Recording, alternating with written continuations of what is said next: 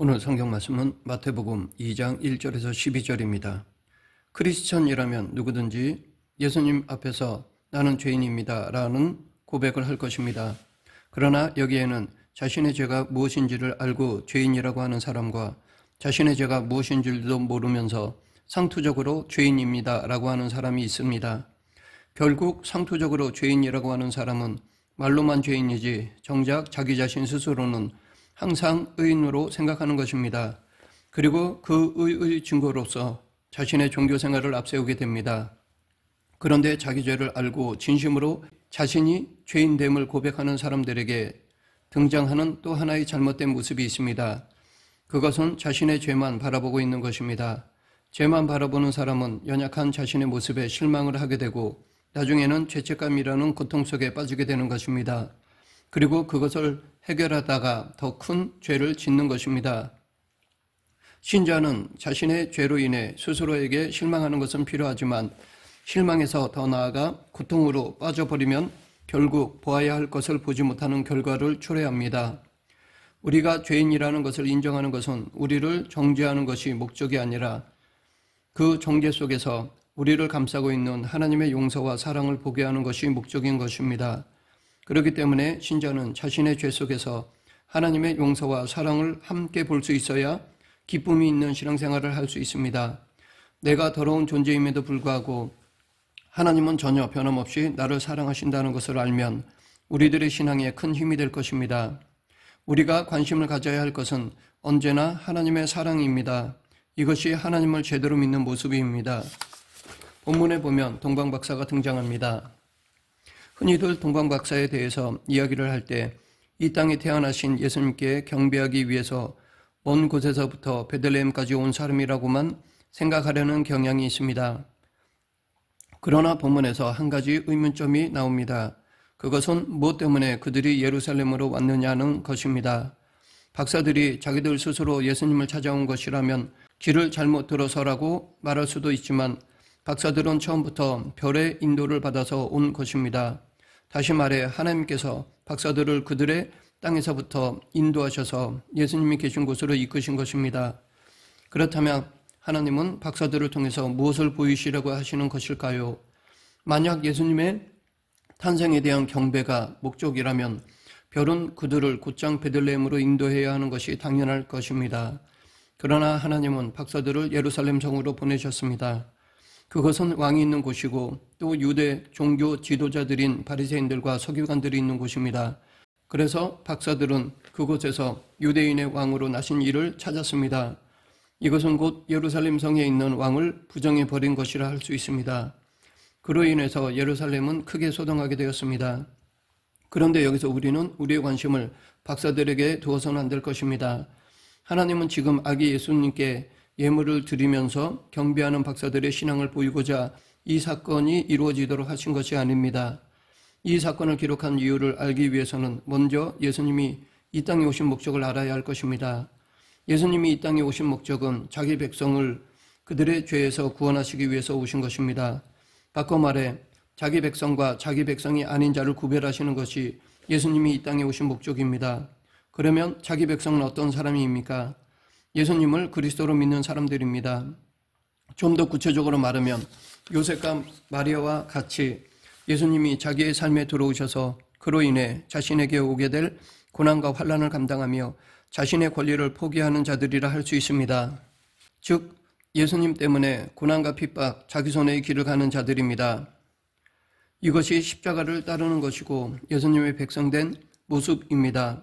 이러한 자기 백성과 반대로 자기 스스로 의를 드러내려 하고 자신의 행위를 가지고 의의 근거로 삼으며 하나님이 자기와 함께 하시면 세상에서 잘되고 성공한다는 생각 속에서 자신보다 못해 보이는 자들을 무시하는 자기 백성이 아닌 자를 구별하기 위해서 임마누엘로 오신 분이 예수님인 것입니다.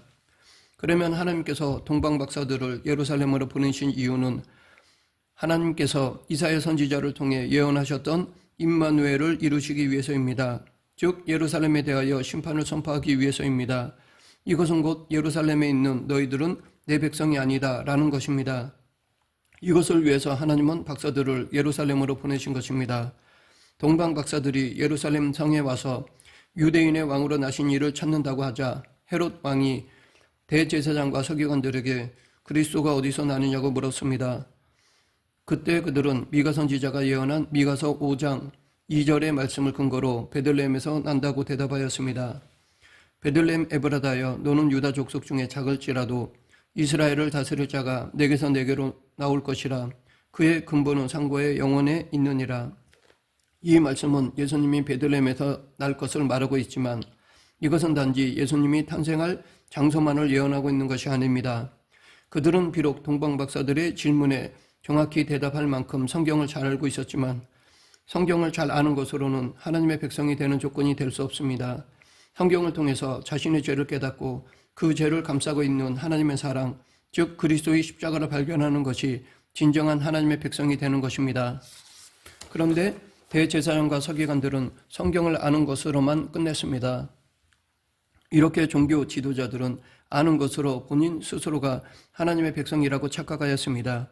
이런 교만으로 인해 그들은 미가서에 기록된 말씀이 자신들의 죄를 드러내고 심판하겠다는 예언이었지만 그들은 단지 메시아가 이 땅에 오신 장소만 생각하게 된 것입니다. 이렇게 하나님의 말씀을 인간적인 생각과 자신의 이익을 위해서만 바라볼 때 말씀을 통해서 발견하는 것은 십자가가 아니라 전혀 반대되는 세상의 영광입니다. 과거 대제사장과 서기관들이 그러했습니다. 미가서 5장 1절 2절에서 이스라엘 재판자의 뺨을 칠 자가 베들레헴에서 난다고 하였습니다. 여기서 이스라엘의 재판자는 종교 지도자들을 말합니다. 그런데 그들의 뺨을 친다는 것은 그들을 심판하신다는 것입니다. 그러면 무엇 때문에 당시 미가는 종교 지도자들에 대해서 이런 예언을 했을까요? 미가서 3장 11절에 보면 그 이유를 알 수 있습니다. 그들의 우두머리들은 뇌물을 위하여 재판하며 그들의 제사장은 삭을 위하여 교훈하며 그들의 선지자는 돈을 위하여 점을 치면서도 여호와를 의뢰하여 이르기를 여호와께서 우리 중에 계시지 아니하냐 재앙이 우리에게 임하지 아니하리라 하는도다. 당시 이스라엘 종교 지도자들은 돈을 받고 재판하고 제사장은 삭을 위하여 교훈하며 선지자는 돈을 위하여 점치며 여호와가 우리와 함께 하시니 재앙이 임하지 아니한다고 외쳤던 것입니다. 현대식으로 말하자면 교회 지도자가 돈을 보고 축복하고 헌금을 많이 내면 하나님께서 복을 주셔서 세상에서 잘 산다고 가르치는 것입니다. 이런 종교 지도자들에 의해서 쫓겨난 자들을 미가서 5장 1절에서 딸 군대라고 일컫고 있는 것입니다. 그리고 이러한 자들을 심판하기 위해서 그들의 뺨을 치는 자가 베들레헴에서 나실 것이라고 예언하셨던 것입니다. 이것은 곧 예수님의 탄생은 그들에게는 심판을 의미한다는 것입니다.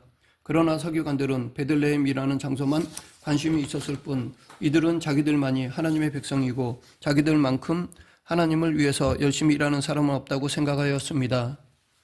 그러나 정작 하나님은 그들을 심판하기 위해서 동방박사들을 예루살렘으로 보내신 것입니다. 그리고 동방박사가 예수님께 경배하고 돌아간 뒤에 예수님은 헤롯의 손을 피하여 애굽으로 도피하였습니다. 15절 헤롯이 죽기까지 거기 있었으니 이는 주께서 선지자를 통하여 말씀하신 바 애굽으로부터 내 아들을 불렀다 함을 이루려 하심이라. 예수님은 헤롯이 죽기까지 애굽에 도피하였습니다.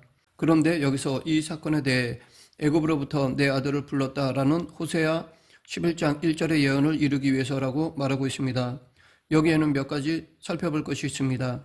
호세아 선지자는 과거 이스라엘의 출애굽 사건을 기록한 것은 분명하지만 그것과 유사한 사건이 미래에 있을 것이라고 상상하면서 호세아서 11장 1절을 기록하였을 것입니다.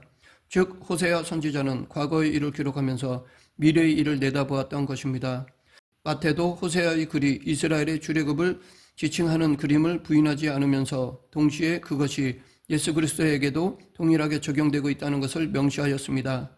이것은 곧 이제 이스라엘은 예수님으로부터 새롭게 시작해야 한다는 것입니다. 즉 새로운 출애굽을 말하는 것입니다. 이것이 자기 백성을 죄에서 구원하실 예수님입니다. 애굽은 예수님을 인정하지 않는 모든 것을 가리킵니다. 곧 세상을 애굽으로 봅니다. 이 구분은 예수님이 이 땅에 오심으로 확연하게 드러납니다. 또한 당신을 믿고 따르는 자는 당신의 백성이 되고 그렇지 않은 자는 당신의 백성이 아닙니다. 그리고 예수님은 당신의 백성과 함께 하십니다. 이것이 임마누엘입니다. 하나님은 거짓과 참을 구별할 때 참된 것이 거짓된 것으로부터 핍박을 받게 함으로써 구별하십니다. 즉 핍박을 받는 쪽이 예수님이고 이스라엘입니다. 따라서 우리가 참 신자인가를 알기 위해서는 세상에서 예수님 때문에 어떤 고난을 받았느냐가 증명하는 것입니다. 즉 진정한 참 신자는 예수님을 믿음으로 말미암아 오는 어떤 고난이나 핍박도 감당합니다. 교회 역사를 보면 늘 항상 그랬습니다. 참 신자가 고난과 핍박을 받았습니다. 그러하기에 예수님은 당신의 제자가 되기 위해서는 자기를 부인하고 자기 십자가를 지고 나를 쫓으라고 하셨던 것입니다. 16절을 보면 헤롯이 2살 아래의 사내 아이를 다 죽이는 장면이 나옵니다. 구약의 애굽왕 바로도 이스라엘의 아이들을 죽인 일이 있습니다. 거기에서 살아난 아이가 모세이고 모세는 이스라엘을 애굽에서 끌어낸 지도자가 되었습니다. 결국 모세에게는 세상에 오셔서 자기 백성 즉 참 이스라엘을 세상에서 끌어내는 새로운 출애굽을 일으키는 예수님의 모형이 담겨 있는 것입니다. 모세를 따라 나온 자가 이스라엘인 것 같이 예수님을 따라 나온 자가 새로운 이스라엘이 되는 것입니다. 헤롯이 2살부터 그 아래로 아이들을 다 죽인 것을 예레미야 31장 15절의 말씀이 이루어진 것이라고 말하고 있습니다. 18절을 보면 라마에서 슬퍼하며 크게 통곡하는 소리가 들리니 라헬이 그 자식을 위하여 애곡하는 것이라. 그가 자식이 없으므로 위로받기를 거절하였도다 라고 하였습니다. 라마는 이스라엘이 이방인의 포로로 끌려가기 위해서 한 군데에 모여졌던 장소였습니다. 그러하기에 자연히 여기에는 자식을 잃어버린 어머니의 통곡소리가 있었습니다.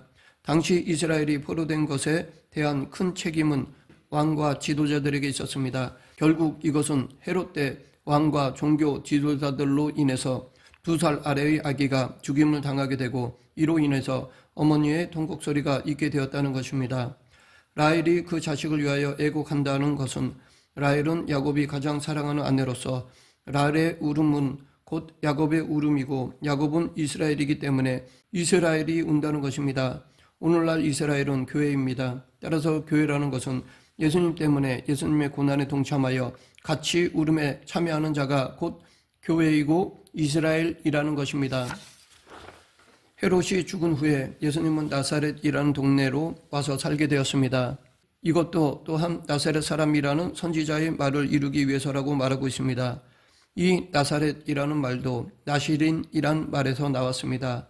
나시린이란 구별, 새로 시작한다라는 의미를 가지고 있습니다.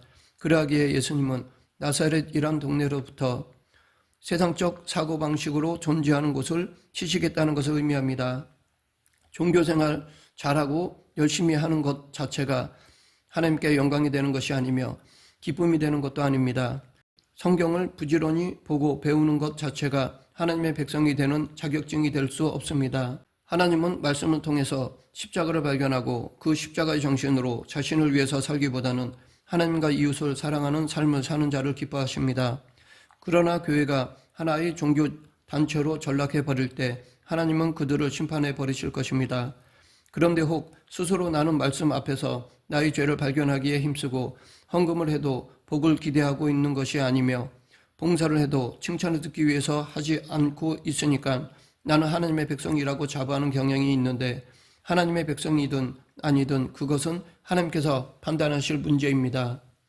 신자는 단지 예수님만 따라가기 위해서 힘쓰면 되는 것입니다.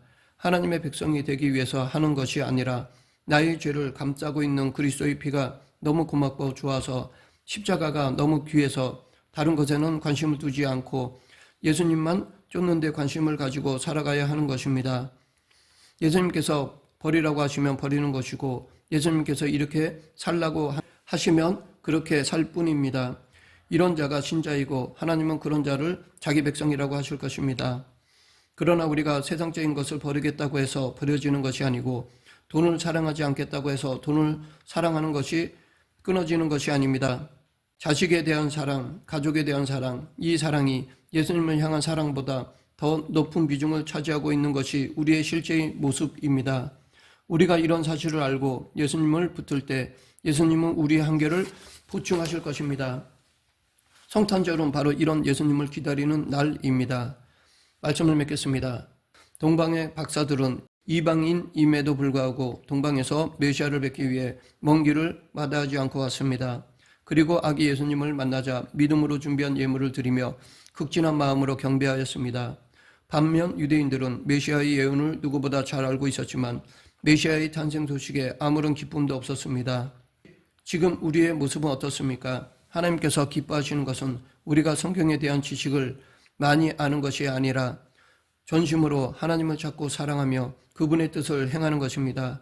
내 삶을 통해 회개와 순종과 믿음과 사랑의 예물을 드림으로써 진정으로 하나님을 영화롭게 하는 성도가 되길 간절히 축원합니다. 기도하겠습니다.